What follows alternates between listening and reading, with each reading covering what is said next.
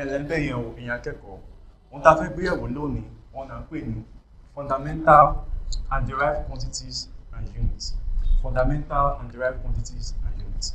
Ní physics a ní nǹkan tá a ń pè ní physical quantities. Now how would you define physical quantities?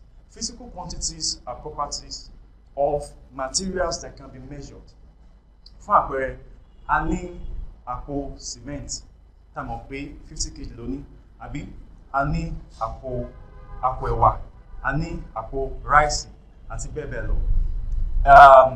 Fún àpẹẹrẹ mìíràn a ní tí a bá fẹ́ wọn nǹkan kí ló máa ń ṣe a máa ní rúlà àbí àwọn kápẹ́ntà tó bá fẹ́ wọn nǹkan kí ló máa ṣe wọ́n máa gbé tébùlù wọn kí ló máa ṣe wọ́n á dẹ̀ wọ́n láti bí sí ìgbà yìí. Tó bá ti fẹ́ now tó bá ń gbọ́ tó bá ń converse tó bá bá a sọ̀rọ̀ they will tell you that they want to measure what in feet. So now that is a physical quantity that can be measured. Now ní physics a ní nǹkan tá à ń pè ní fundamental quantity and there's one important pè ní derived quantity. Fundamental quantity and derived quantity. Now ẹ jẹ́ kí n fún wa wípé in physics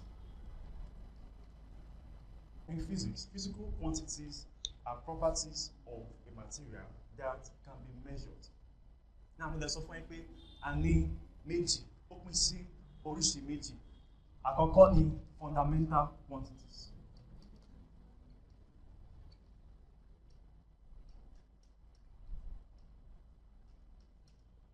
Categories of physical quantities. Àkọ́kọ́ ni fundamental quantities.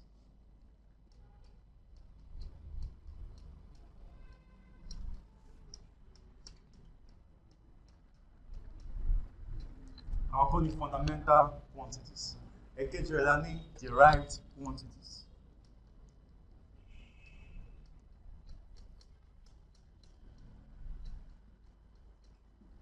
I need derived quantities. Now, ẹ lè fẹ́ máa bèèrè pé kí là ń pè ní fundamental quantities, kí là ń pè ní derived quantities. Now, fundamental quantities are basic and independent quantities that does not depend on other physical quantities. Kí ni nǹkan tí mo ń sọ? Fundamental quantities, tá bá ní nǹkan tá à ń pè ní fundamental quantities, ó jẹ́ basic quantities. Ó jẹ́ àwọn quantities tó lè ṣe kí ni tó lè dá dúró, ó lè dá dúró fúnra wọn. Fún àpẹẹrẹ ẹni pé mò ń dá dúró nìsín ṣùgbọ́n eléyìí òun ni àwọn quantity tó máa lè kí ni tó máa ń fẹ̀yìntì nǹkan tó yẹ pé wọ́n lè dá dúró fúnra wọn. Fún àpẹẹrẹ ìyá arúgbó tó bá ti dàgbà nínú máa ṣe wọ́n máa mú igi dání nítorí pé wọ́n ṣe kí ni wọ́n lè dá dúró. Ṣùgbọ́n fundamental quantities yìí àwọn they can stand independently, they can stand on their own. They do not need the support of other physical quantities. Wọ́n máa ń dá dúró fúnra wọn. Ẹ jẹ́ kí n fún wa ní note lórí eléyìí. So we have fundamental quantities.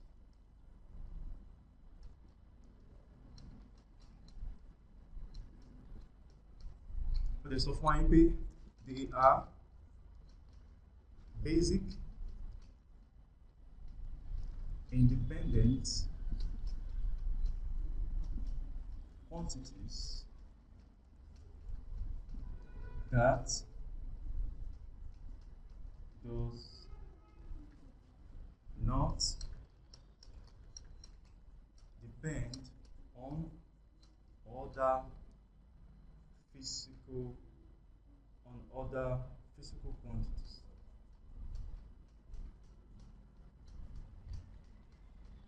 On other physical quantities. Àwọn ilé ìmọ̀ sọ pé kí ni wọ́n lè dádúró fún àwọn wọ́n need support àwọn other physical quantities. Wọ́n lè dúró on their own. Now, fún àpẹẹrẹ, an example here, we have length. A ní kí ni o? A ní length.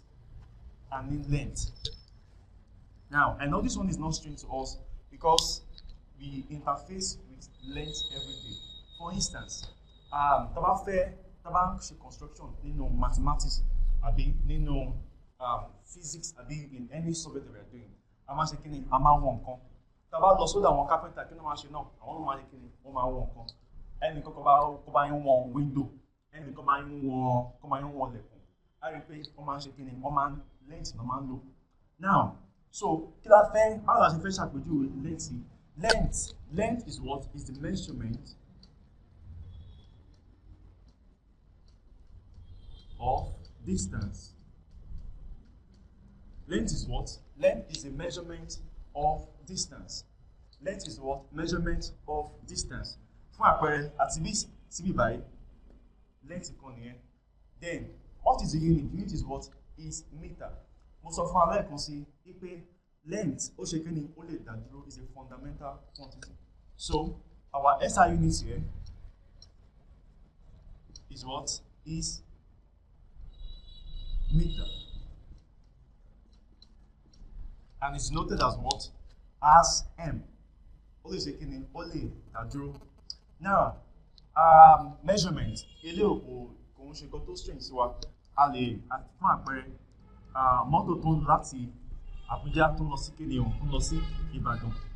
A lè calculate a lè wọ́n wípé okay o ó lo 30 meter o.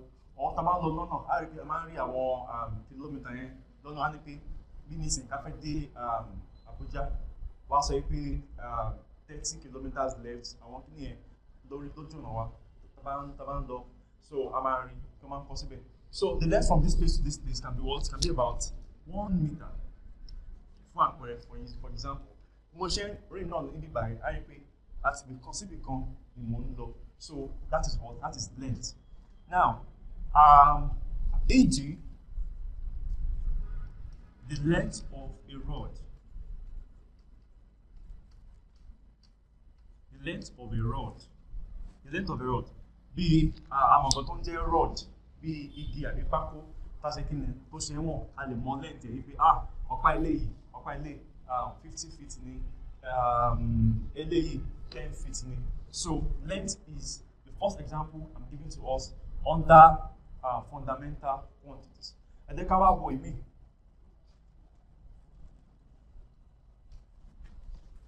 Èkejì rẹ̀ ká tún ní ọ̀nà pè ní mass. Kí ni à ń pè ní mass? Mass is the amount of substance in a matter. Mass is the amount of substance in a matter. Is the amount of substance in a matter. Ó jẹ́ ìwọ̀n nǹkan nínú nǹkan tí a fẹ́ wọ̀n yẹn. Ó jẹ́ ìwọ̀n nǹkan fún àpẹẹrẹ a lè wọ̀n tábà dé bí hospital nísìn kí wọ́n ní ká ṣe á ní ká lọ wọ̀n ara wa lórí scale. Now ìgbà tí mo wọ̀n scale tèmi mo ra wọn lórí scale I was 61 kg. Ẹ rí pé mo tóbi gan mo sanra gan àbí. So ẹ lè tẹ́yìn náà lè ṣe kí ni ẹ lè wọ̀n sí yín náà. Bag of cement, we know that it is 50 kg. Bag of cement is what? 50 kg. Wọ́n lè fẹ́ ra turkey, a fẹ́ ra àwọn turkey àwọn nǹkan tí a lè fi sí oúnjẹ tá a máa ń jẹ. A rí pé a máa sọ fún yín pé nǹkan tá a fẹ́ ra is 2 kg o, a fẹ́ ra 10 kg o, àti bẹ́ẹ̀ bẹ́ẹ̀ lọ fún àwọn tó máa ń ra frozen foods. So 50 kg and the likes. So eléyìí, the SI unit is what? Àwọn lè sọ fún wa. Ẹ̀yin akẹ́kọ̀ọ́ 1 kilogram. Ẹ pàtẹ́wọ́ fún un. Ó ní kí la ń pè ní kilogram. Kg. Now, so for example, the example here I'm going to give us is the mass of a of a board, a chair or chair, or what have you, table, àti bẹ́ẹ̀ bẹ́ẹ̀ lọ. So ó ṣe kí ni ó ṣe ń wọ̀n, ó ní ìwọ̀n ẹ̀ báwa ṣe gbé sí. Nǹkan tí mo lè gbé ẹ̀ lè gbé o, àbí? So nǹkan tá à ń pè ní mass gangan nìyẹn. Òun ló jẹ́ èkejì, ó lè dá dúró. Àyè pé kg ó ń dá dúró kilogram. Kg is what? Standing on its own, so it's a fundamental quantity. The third one we're going to be looking at now is time. Time. Time. Kí la ń pè ní time? Time is defined as the duration of events.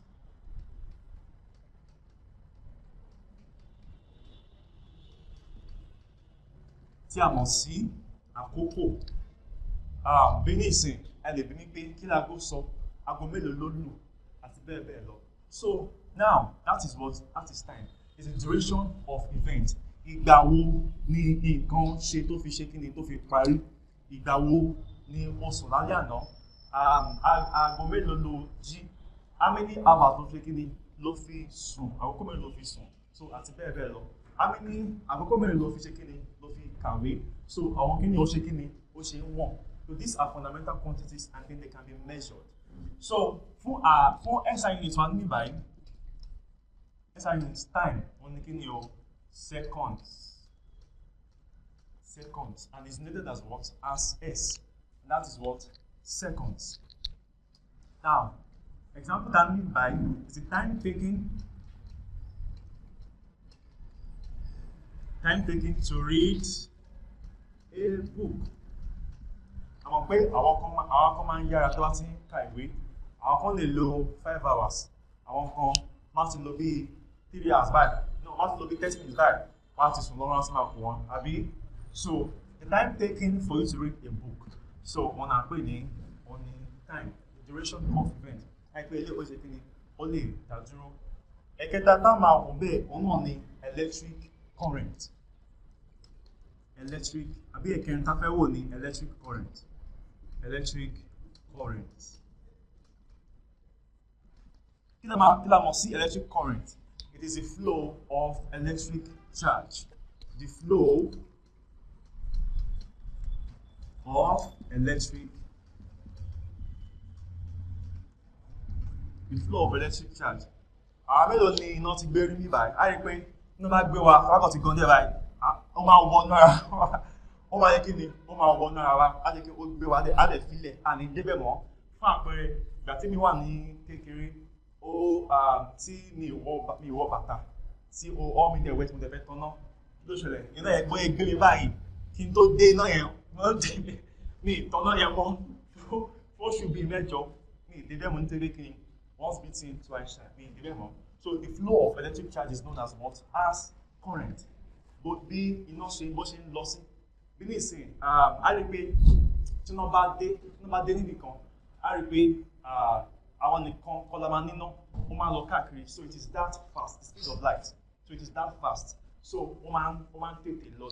The flow of electric charge. So the unit here is what? How lè sọ fún wa? Is ampere. Ampere. Ampere.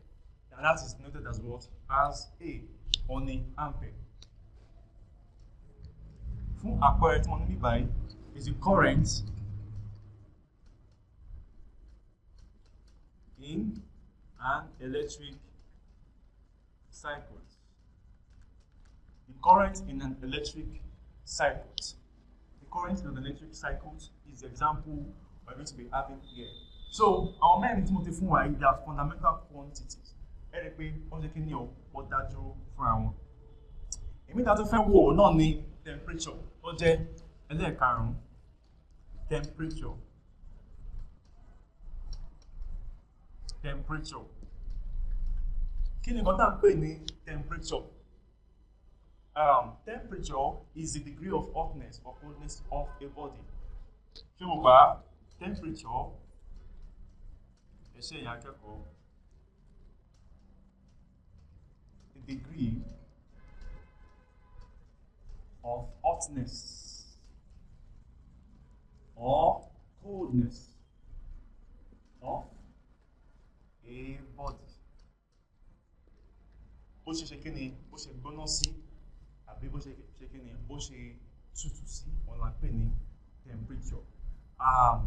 Fún àpẹẹrẹ, tá bá gbómi kaná, a rí pé tá bá gbómi kaná, a lè tọ́ bọ́nú omi yẹn, àbí? Ṣùgbọ́n tó bá ti ṣe díẹ̀ sí, after about 2-3 hours, láṣẹ, à ń lè tọ́ bọ̀ wọ́n nítorí kí ni, ó gbóná nítorí pé a ti apply kíni a ti apply heat sí. So the kinetic energy must have increased. As a kíni must have increased. So ọ̀nà pè ní temperature, the degree of hotness or coldness of a body bó ṣe kíni bó ṣe gbóná sí. A rí pé tá a bá fọwọ́ kan ara ẹni tí ara ò yá tó ní fever ọmọ yẹ kíni ó máa ń gbóná. Bí nísìn ara tèmi yá ó dágájíá a rí pé ara tèmi yá and my temperature is what is normal. But ẹni tá a rẹ̀ bá gbóná kí ló ṣẹlẹ̀ ó máa the temperature is going to be what? It's going to be increased. Now, so àpẹẹrẹ tani of the SI unit that we have here. SI unit is what? Is Kelvin. Kelvin. Now they must see, and it's noted as what? As K. Kelvin. For àpẹẹrẹ, the temperature of boiling water. The temperature of boiling water. Basically, we have 7. Méje la ní ṣùgbọ́n mo ti fún wa ní márùn-ún bí báyìí.